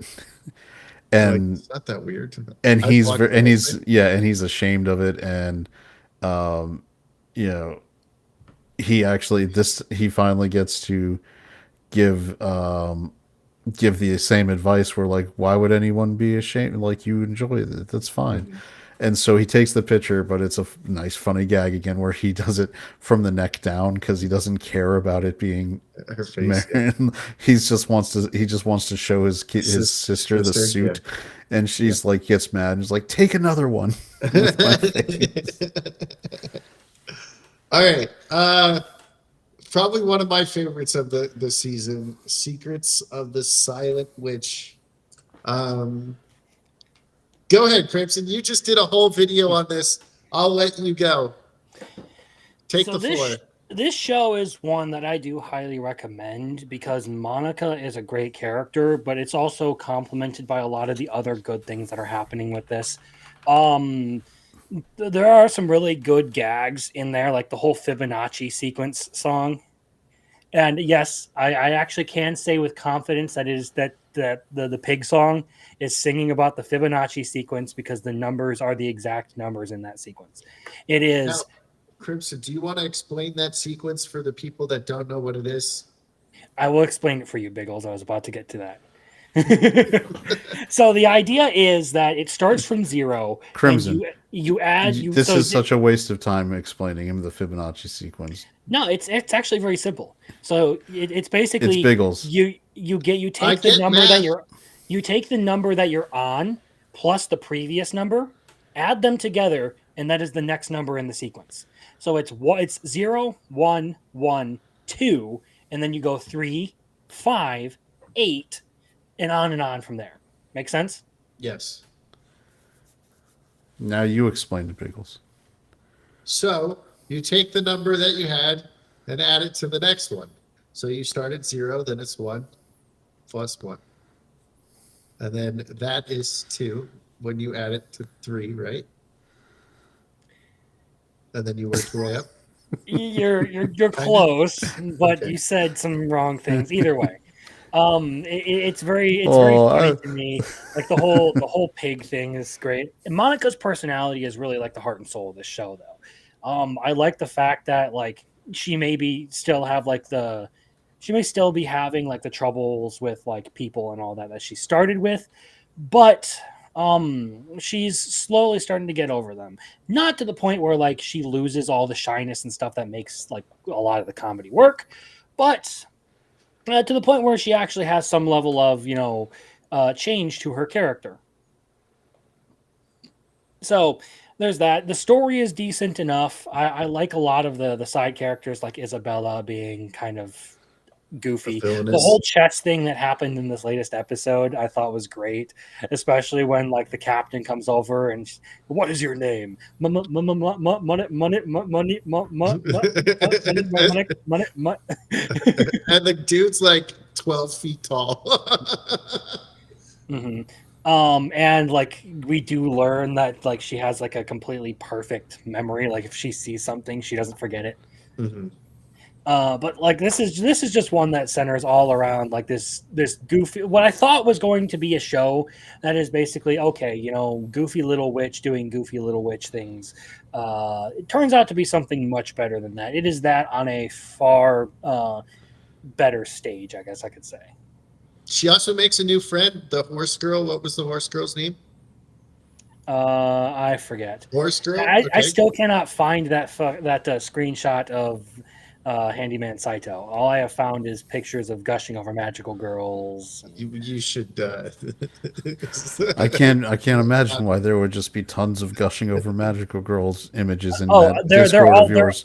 they're all SFW. Like I could show them on stream if you really wanted me to.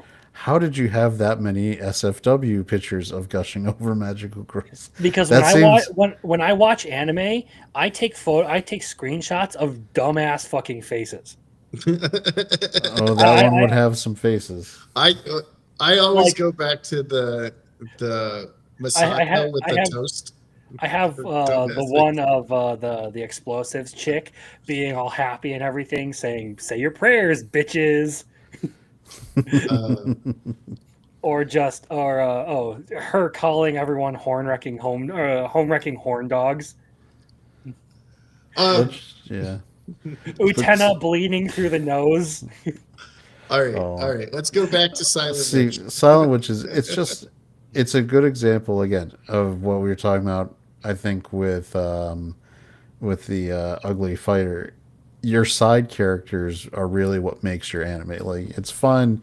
You make sure your main character is interesting, but if you want an anime that people really will enjoy watching, make your side characters worth being there. Like I can't tell you how much this show it's with her little villainous friend who's relishing being the villainess so mad, and then with their maid there to help coach her on how she gets to do it right. It's it's stuff like that where you're getting genuine people as side characters instead of just like generic.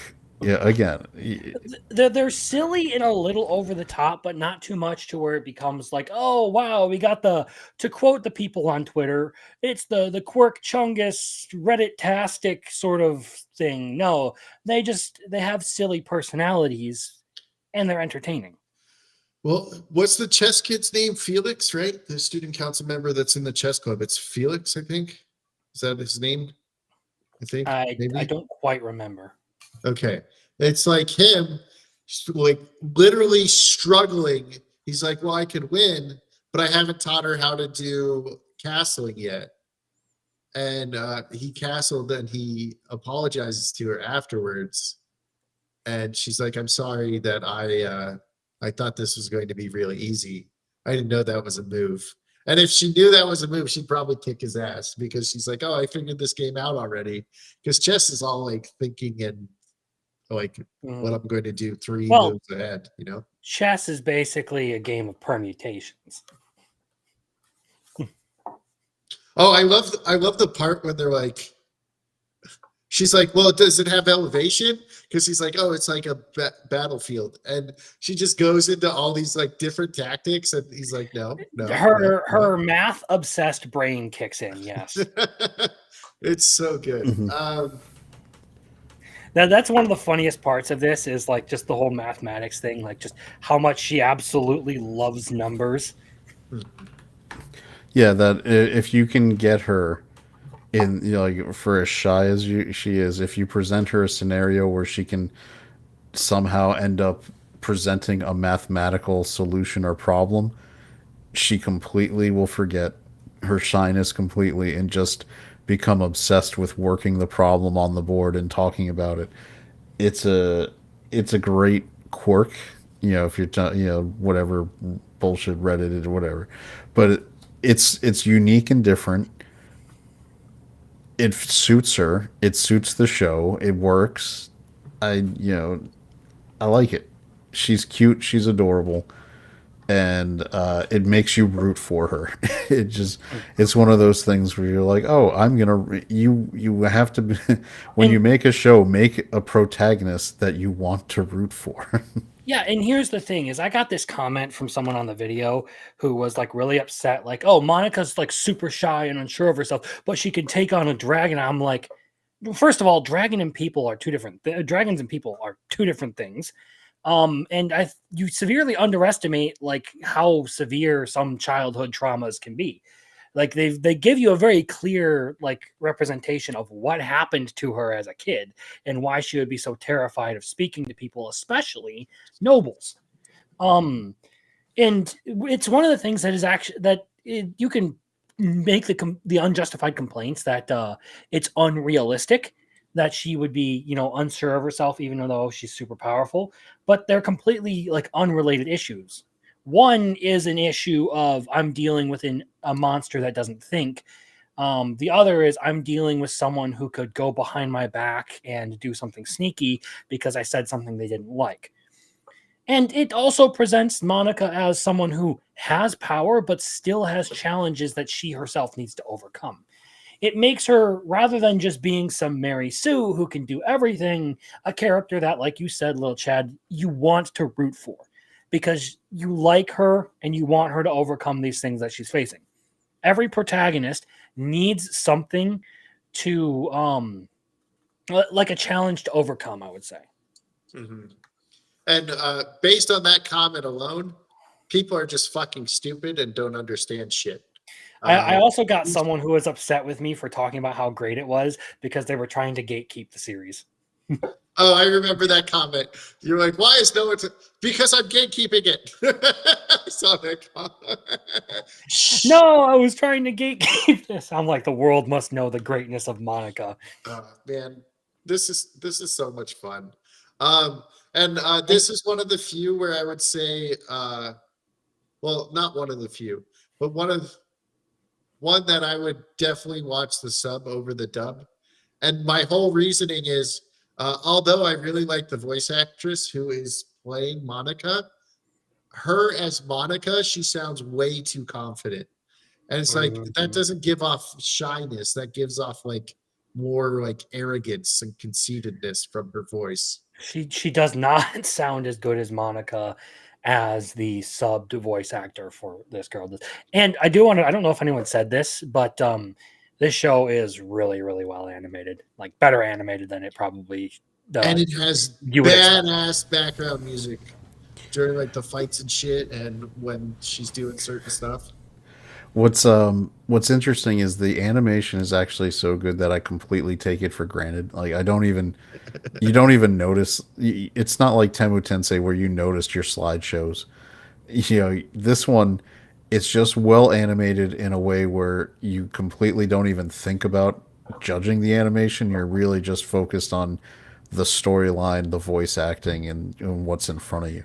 Yeah, this is a really, really good adaptation of whatever source material it is. A lot of people have been talking about the light novels and like this being a really good adaptation of the light novels. And I just gotta say, this is how you conduct a series, Lord of the Mysteries.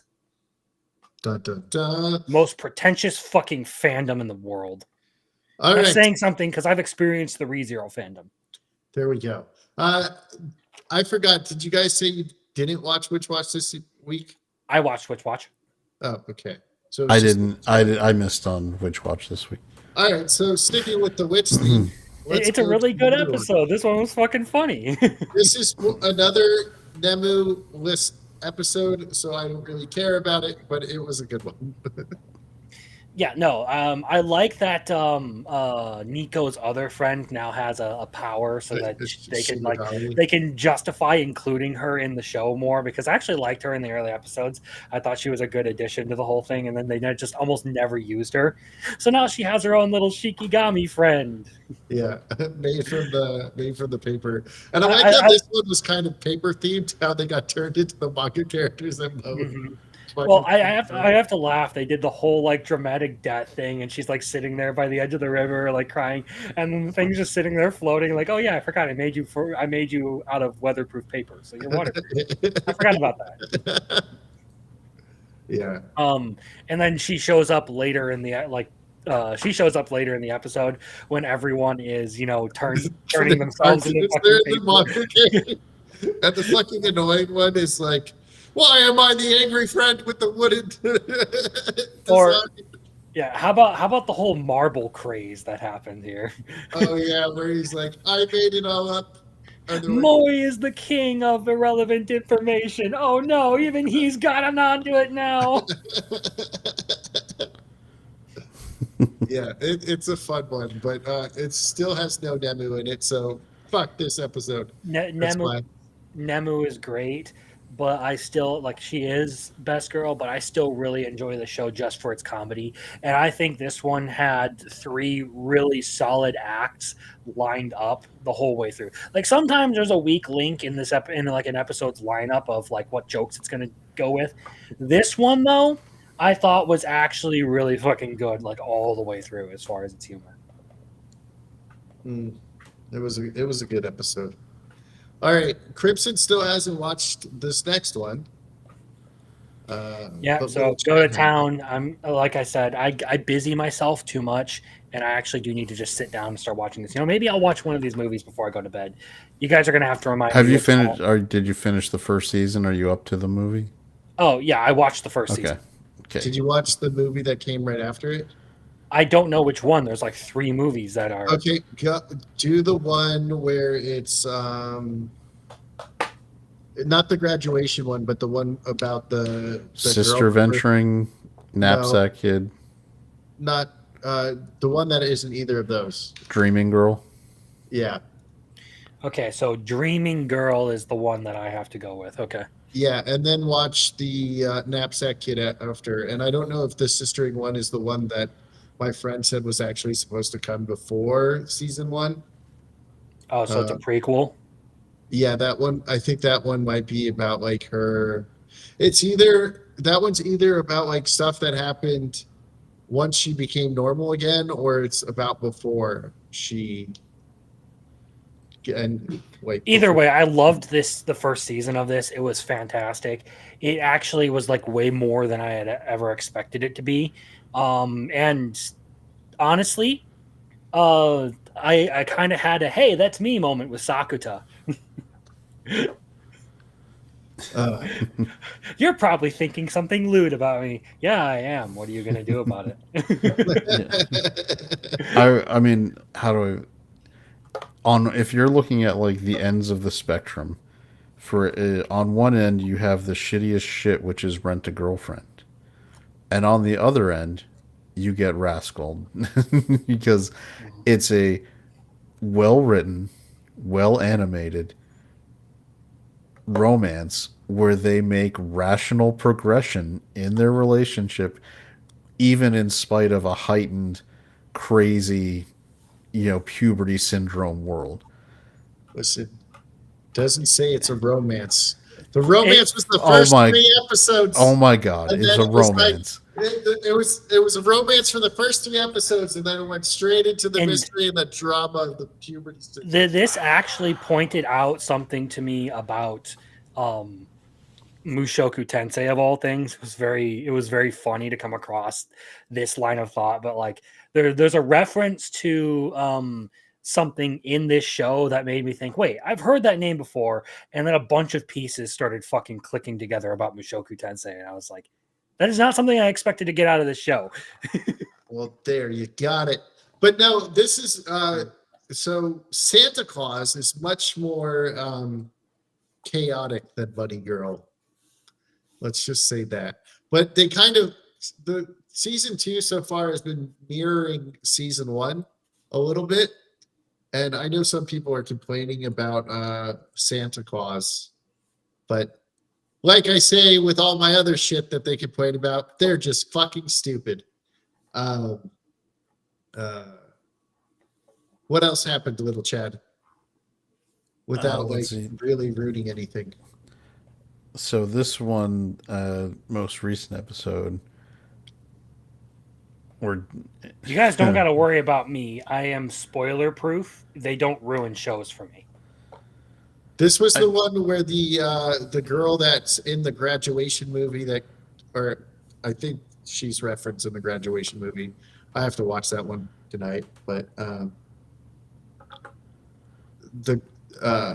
the nursing student, she knows about the dreaming stuff and why she tries to do that and all that other shit. yeah, I mean, we get some interesting moments with I think the dinner scene was pretty good, where Mhm. they're kind of talking They're about all then making dinner and eating. Yeah. yeah. It's just such a the show isn't dramatic in a lot of the stuff it does, but then you start getting I think you get the flashbacks, you get the performance at the school, and leading to the injury conversation. Mhm. And the puberty syndrome that There- will start next week. How do I? The show has got a lot of lore and depth to it now. At this point, we've got one full season, 3 OVA movies, and now we're 5 episodes into season 2, and there's a lot going on. Supposedly, there's a bunch of manga before Rascal about the same world. Yeah, so it's got a intertwined kind of layering mystery. I mean, I know Biggles will not acknowledge the romance elements, so we'll just No, talk about the the mystery romance is elements. the first 3 episodes, and then it's just we're in a relationship. Now So- let's focus on everything else. Oh my god, it's so crazy to see a functional relationship in an anime that we just have to ignore it's actually present. Yeah, the romance is over. They're just in a relationship now. It's boring. So they're in the relationship, they're having a time, and in the corner is Mr. Rent a Girlfriend guy holding the camera because that's what Like, he oh, does. this is what a good romance is. Hold on, I need to go spend another 100,000 yen so she'll hold my hand. Oh, I thought we would trigger the Crimson Law contractually obligated commentary regarding. Sorry, Yeah. I'm trying to make sure I find a site where I can actually watch these movies because I can't find them on WCO. Oh, then yeah. So I pulled up a different site. I'm making sure that I actually have this tab down to my computer. So since we're talking about Rent a Girlfriend, Crimson, if you want, I'll record them and fuck send it to that you. show. Fuck it. Fuck it. Crimson, if you want, I'll record them and send them to you. I'd rather not get your secondhand cams, dude. All right, fine. So the romance is of no concern for the movies in new season. I would beg to differ and say that their relationship is a core element of the story. I was about to And say, I'm throughout not season Biggles. throughout season 1, their whole relationship, even though it isn't like the primary focus of like the entire season, is still very, very relevant to everything that happens, especially with like the looping and the body swapping Yep. thing that happens. Yeah, Yeah, and but see, I don't consider that as like as a romance anymore because they're in the relationship and they're just going through the fact that life, they have such a functional and healthy relationship with trust and love that it can hold up to time loops, body swapping, and all the other crazy shit is what makes this story very special. They don't fall apart. They don't become it. Biggles, I know anime can kind of skew our perspective if you watch enough stuff to even think that romance is completely not necessary when it was hinted at for an entire manga series. It wasn't hinted at all. But the fact that they have such a good functional, good, core relationship is what is it is the foundation of this entire show, because if they didn't actually have love, respect, and a strong relationship, none of the other stuff would work. And you take it for granted, but it is what allows them to unravel all those puberty syndrome issues and help, and because they genuinely love each other. There's stuff that, I mean, you've watched all three movies, right? No, I've only watched the one movie or the original movie. I gotta watch Okay. the other ones. So there's again parts where the relationship and how strong it is and the faith one has in their relationship is absolutely essential for the story to work.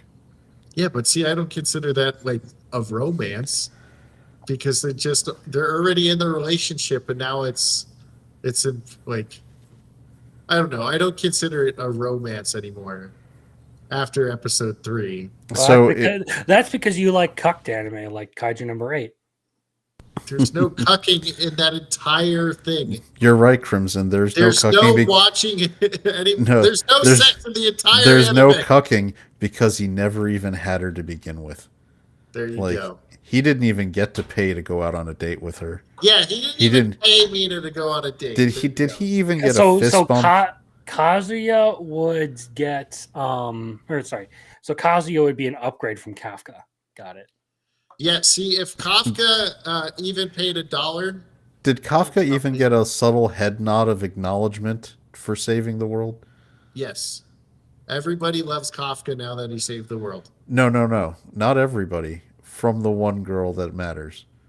Yeah, I think he's her vice. Or no, he's not the vice captain. He didn't even vice- get a promotion. The vice captain's still the vice captain. But no, he's just like so at the end, Kafka's basically like a floater now. He's not even like A he's floater. He's like his own Ka- fucking division. Oh, you Kafka's a floater. He's a Do you floater. want to reword that? No, because I'm not saying he's a piece of shit that floats on the water. I'm saying he's a floater, as in he floats around in the other division. He's his own fucking division. So you're saying he wasn't even good enough that people wanted him? No, they They're made him like- his own fucking division. The Kaiju number 8 division. I love Marcel. He didn't even get a gift basket. How do you know, we're Marcel? You we're, didn't we're read gonna have to rename the stream to Biggles Breaks Down. it. That would be an excellent bit for his shorts if he chops up this show to him just going nuts when we mess with him. Just us On yelling, Kaiju number 8. us yelling at each other like fucking maniacs. Yeah. All right. Well, we're almost at the 2-hour point, which You means can isolate Biggles trying to do the Fibonacci sequence. Biggles breaks down. Okay, so we're almost at the 2-hour mark, boys and girls. So thank you for being here. Yeah, so yeah. So fuck you guys. Like hell, we're gonna believe that. A goblin lord? My ass. You're just a damn goblin. Just a disgusting little goblin. And me? I'm the Goblin Slayer. What did I do to deserve this one? All right, goodbye, everybody. Bye. You know what you did.